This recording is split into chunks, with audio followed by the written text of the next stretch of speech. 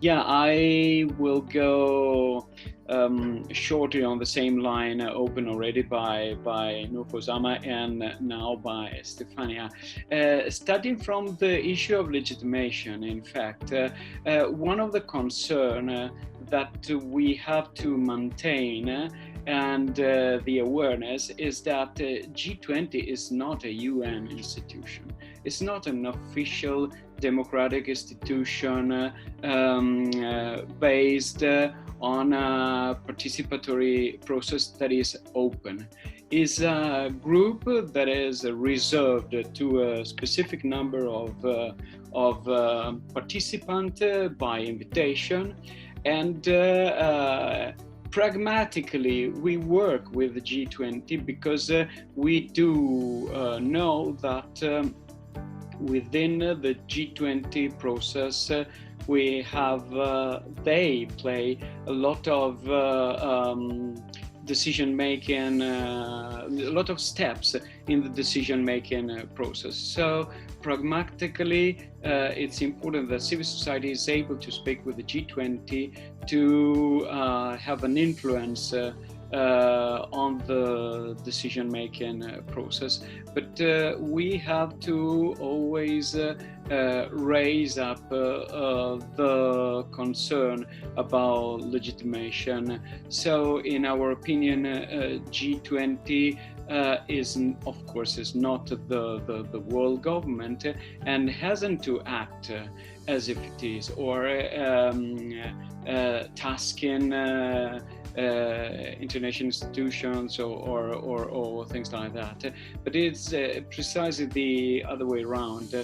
That is that the G20, with the power that it has in terms of economic and financial dimension of its member, could act at the service of the multilateral process, at the service of UN goals, undertaking its responsibility. And it is in this direction that our advocacy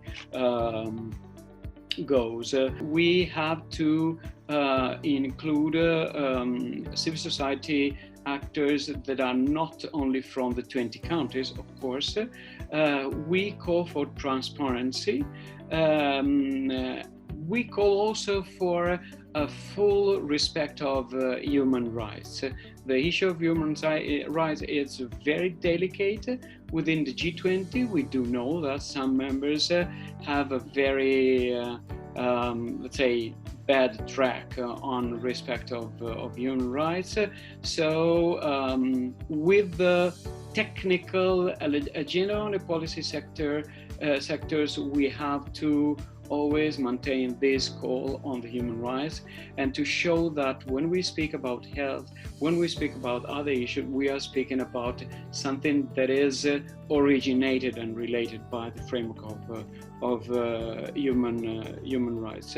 And in the perspective we have in front of us, I think that we have to reflect, to continue reflecting how we will be able in our advocacy to ask G20 to concentrate on their responsibility. They are mainly regarding their economic and financial power, strengthening the, I repeat, UN agenda instead of developing a parallel agenda. C20 is not a parallel and separate process, mustn't be seen as an interesting opportunity to advocacy that is just related to that opportunity, but it has to be thought as one of among other instruments that as a civil society we have to strengthen the global action of civil society within the multilateral process. The direct is the United Nations process, to strengthen the call for human rights and the voice of the most powerful and the most vulnerable. Our duty is to represent the most vulnerable. And So I'm happy to be in this call also because meetings like that are useful to build links among us, to understand each other, to be more familiar, and to provide and feed the links I was referring to. Thank you.